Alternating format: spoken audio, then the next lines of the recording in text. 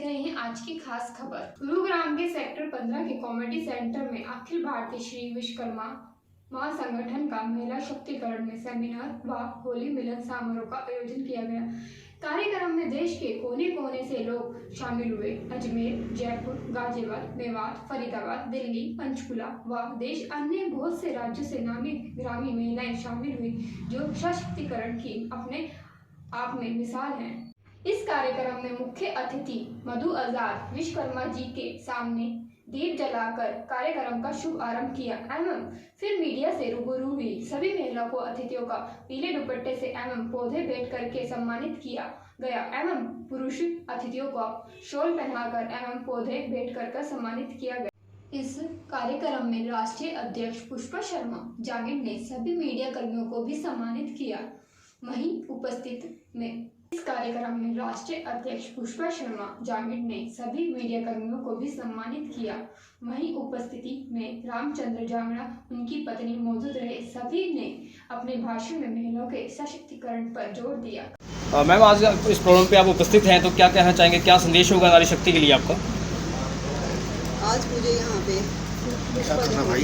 Invite करके जो एक अखिल भारतीय श्री विश्वकर्मा महासंगठन महिला शक्तिकरण के नाम से और होली मिलन पे आज इतनी सारी महिलाओं को जो तत्व दिया है हमारे पुष्पा जी ने, इनको सबसे पहले मुबारकबाद देना चाहूँगी कि जो इतनी मेहनती और इतने अपने काम में सक्षम हैं।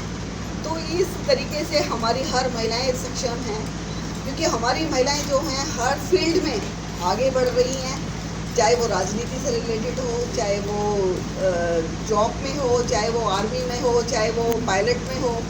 आज के टाइम जो महिला है हमारी इतनी शक्तिशाली हो चुकी है कि वो हर फील्ड में हर तरीके से सामना करने को तैयार है। तो उसी को लेके आज जो पुष्पा जी ने आज जो पूरा ये समारोह बांध रखा है महिला शक्तिकरण के लिए, तो मैं तो बस अपनी महिलाओं से यही कहूँगी कि अपनी बेटियों को ज़रूर आगे करें, बेटियों को वही मान सम्मान दें जिस तरीके से आप अपने बेटे को देते हैं, क्योंकि जो बेटा है वही बेटी है आज के टाइम हमारी। और एक बात और बोलना चाहूँगी कि हमारे जो शहर में हमारे बेटे हैं, हमारे सब हैं, उनको भी एक ऐसी तालीम मिलनी चाहिए। अपनी माँ से तो वो मिलती है, अपने परिवार से मिलती है, मगर बाहर जाके कई बार ऐसे गलत काम कर लेते हैं कि जिससे एक बेटी की ज़िंदगी खराब हो जाती है। तो मैं ये चाहती हूँ बस इस समय में कि जितनी भी महिलाएं बैठी हैं अपने बेटों को हमेशा अपनी बेटी, अपनी बहन, अपनी बहू की इज्जत करना सिखाएं। ये सबसे बड़ा हमारा दायित्व बनता है, क्योंकि जिसकी वजह से हमारे देश में क्या हर देश में होता है, मगर हमारे देशों में इस तरीके के केस ज़्यादा देखने को मिलते हैं, क्योंकि जिससे हम एक बेटी का एहसास जो कुकर्म होते हैं उससे हमारा दिल क्या पूरा हमारा शरीर ऐसा झंझोड़ जाता है कि हमारा मन करता है कि उस व्यक्ति को अभी ख़त्म कर दें। तो कृपा करके जितनी भी महिलाएं हैं और हमारे देश की, मैं सभी से रिक्वेस्ट करना चाहती हूँ इसके माध्यम से कि अपने बेटे को वो तालीम दें कि आगे ऐसे कर्म ना करें। रखा गया है, क्या प्रोग्राम और क्या कहना चाहिए? आज का हमारा प्रोग्राम अखिल भारतीय श्री विश्वकर्मा महासंगठन का एक बड़े लेवल का प्रोग्राम था, महिलाओं का खासकर, जो हमने महिला सशक्तिकरण के ऊपर रखा है। और चूँकि होली नज़दीक है तो छोटा सा होली मिलन समारोह भी इसमें शामिल रहेगा। तो मेन प्रोग्राम को रखने का मोटिव क्या है? महिलाओं के सशक्तिकरण के ऊपर विषय रखा है। महिलाओं को थोड़ा सा समझा जाता है कि कमज़ोर हैं या कुछ ऐसा है, लेकिन हम ये दिखा देना चाहते हैं कि हमारा ये जो महासंगठन है ये महिलाओं को सबल बनाने में अपनी बहुत बड़ी भूमिका निभाता रहा और निभाएगा भी, क्योंकि महिलाओं को हम आगे लाना चाहते हैं। और राजनीतिक फील्ड में खासकर हमारी जो मेन हिस्सेदारी है महिलाओं के लिए और राजनीतिक फील्ड में लाने की है, तो हम महिलाओं को आगे बढ़ाने के लिए यानी कि उनको सशक्त करना चाहते हैं, उनको मजबूत करना चाहते हैं। इसी वजह से हमने ये विषय भी यही चुना, महिला सशक्तिकरण। धन्यवाद सशक्तिकरण महिला सशक्तिकरण कार्यक्रम आप पहुँचे हैं। तो सबसे पहले मैं जानना चाहूँगा महिला सशक्तिकरण का जो आज कार्यक्रम है इसके बारे में आपका क्या कहना है? देखिए, हर संगठन जो होता है वो कोई प्रोग्राम करता है तो उसको कोई नाम रखा जाता है, क्योंकि होली का त्यौहार है और फिर महिलाओं का ये हमारे महासंगठन का पहला प्रोग्राम था। तो इसका बेस हमने ये बनाया है कि महिला सशक्तिकरण के नाम से इस फंक्शन का नाम रखा जाए और महिलाओं को इसके ऊपर बनाया जाए, महिलाओं को इकट्ठा किया जाए, उनका सम्मान किया जाए। इसलिए हम लोगों ने इसका नाम भी महिला सशक्तिकरण रखा। अभी बात करते हैं हम संगठन की बात करें, संगठन पे आते जिस प्रकार संगठन की बात करें, अलग अलग हमारा जो संगठन अलग अलग जगह बटा हुआ है, क्या उसको जोड़ने के लिए कोई ऐसी कोई तैयार की हुई है भाई तरकीब जिसको संगठन एक ही बैनर तले में काम कर सके? हमने जो अपना कानून नियम बनाया हुआ है उसके अंदर एक आर्टिकल नंबर 3 है, उसमें हम लोगों ने ये बनाया हुआ है कि जितने भी ये छोटे छोटे संगठन बने हुए हैं इन सबको एक जगह पर जोड़ा जाए और एक ही छत के नीचे लाकर संख्या बल को बढ़ावा दिया जाए। हमारा भरकस प्रयास है, हम पिछले 1 महीने से इस चीज़ को निकाल रहे हैं कि जितने भी विश्वकर्मा नाम के संगठन बने हुए हैं उन लोगों को एकजुट होकर एक सेमिनार करना चाहिए। उस सेमिनार में हम लोगों को एक ऐसी कमेटी बनाई जानी चाहिए कि जो हम लोग सारे इकट्ठे होकर अपनी संख्या बल को आगे बढ़ा सकें। तो हमारा काम यही है कि भाई हम तो सेमिनार करके सबको जोड़ना चाहते हैं, बाकी लोगों के अपने विचार हैं कि वो लोग सेमिनार में शामिल होना चाहते हैं कि नहीं होना चाहते। हमारा महासंघ तो चाहता है कि हम सारे इकट्ठे हो जाएं। वैसा जो इकाई छोटी छोटी बनी हुई है कि कई लोग जुड़ना चाहते हैं लेकिन कोई ना कोई अड़चन के कारण वो जुड़ नहीं पाते। कारण क्या है, एक हमारे इस विश्वकर्मा समाज में एक सबसे बड़ी कमी है, आत्मबल की कमी है।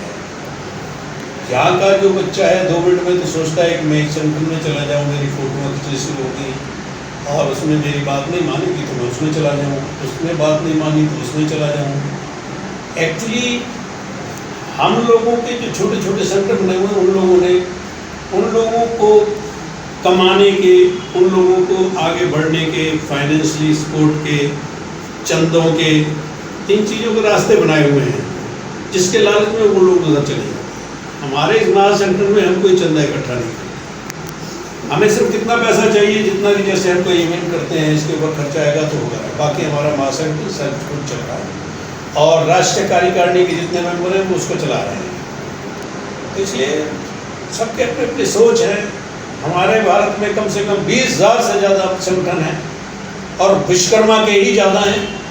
उसका भी कारण है कि सबसे बड़ा समाज है हिंदुस्तान में, इससे बड़ा समाज नहीं है। बात करें हम हिंदुस्तान की, हमारे पास युवा ब्रिगेड ज़्यादा है लेकिन उस संगठन से जुड़ नहीं पा रहे, तो हम ऐसा क्या कुछ ऐसा करें कि उस संगठन से एक ही जगह पर आकर एक ही बैनर काम करे जिससे जो हमारी जो राज है वो एक तरह से बैनर हो सके, किसी कोई भी पार्टी हमें पूछे तो ये कह सके हम अखिल भारतीय विश्वकर्मा समाज से हैं। देखिए, एक संगठन का कार्य होता है लोगों को समझाना, अपने बारे में समझाना, संगठन के बारे में समझाना, समाज के बारे में समझाना, अपनी रूपरेखा उनके सामने रखना। अब कोशिश की जाती है कि उन लोगों के दिमाग में सही रास्ते पर आने के लिए भरना। जैसे हमने अभी यहाँ बोला था, इस फंक्शन में बोला है, मैंने कहा सिर्फ मात्र एक 10 रुपये की पर्ची आपको, युवा हो, बुजुर्ग हो, महिला हो, पुरुष हो, मात्र एक 10 रुपये की मेंबरशिप आपको हिमालय की ऊंचाई तक ले जा सकती है। जब हमारे 10,000, 10 लाख, 5 लाख मेंबर हो जाएंगे, हम चुनाव आयोग में जाएंगे तो कल भाई हमारा जो है आप विश्वकर्मा शब्द लिखिए। जब तक आगे सरनेम विश्वकर्मा नहीं होगा तो हम पंडितों के हक में ही वोट डाल देते हैं, हमें कोई पूछता नहीं। हमारा सबसे बड़ी मुहिम यह है कि हम लोग अपनी संख्या पर बढ़ाएं। सही संख्या बढ़ाने की जो मुहिम है, किस प्रकार हम लोगों को जोड़ सकते हैं? क्या ऐसा कोई हम कार्य गठन करेंगे, कोई टीम बनाएंगे जो गुड़गांव से इन लोगों को या और अदर स्टेट से भी जुड़ गए लोग से जोड़ सके? ऐसा है, हम लोगों ने राष्ट्रीय लेवल से लेके प्रदेश लेवल, प्रदेश से जिला लेवल तक का संगठन जस्ट लाइक पार्टी के हिसाब से बनाया, राजनीतिक पार्टी के हिसाब से बनाया है। जो प्रोग्राम किया गया है इसके नाम पर कहना है महिला सशक्तिकरण का अर्थ क्या है? पहले तो ये महिलाओं को पता होना चाहिए।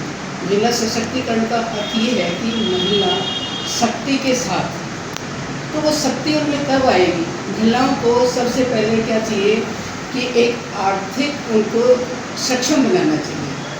आर्थिक सक्षम बनाने से क्या होगा कि वो समय पे भी अपना गर्व करेंगी और अपने परिवार को भी आर्थिक कमी को पूरा करेंगे। नंबर 2, उनको समय निर्णय का अधिकार होना चाहिए। उसका मतलब ये है कि उनके मन में जो है और वो करना चाहें, उनको करने का अधिकार होना चाहिए, ना कि हमारे पिताजी कहेंगे कि बेटा तुम ये करो, वही वो करे, उसके मन में वो नहीं करे, या पति कहेगा कि तुमको ये करना है, ये नहीं करना। तो मेरा कहने का मतलब ये है कि उसको समय निर्णय लेने का अधिकार होना चाहिए। तो इस कड़ी में हमारा विश्वकर्मा समाज किस तरह का कार्य करेगा?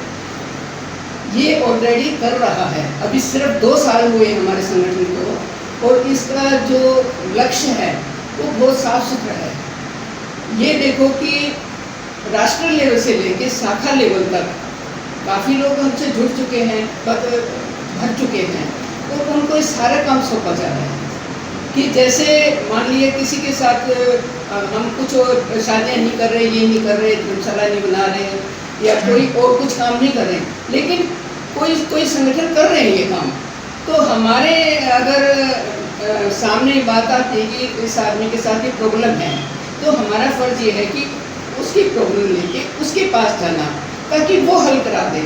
इस तरह से वो संगठन भी हमारे साथ जुड़ेगा, समझे। ऐसे ही हर कोई तो न्याय का काम कर रहा है, न्याय दिला रहा है, कोई ब्याह शादियों का करवा रहा है, कोई ऐसे ही बहुत अलग अलग संगठन कार्य कर रहे हैं।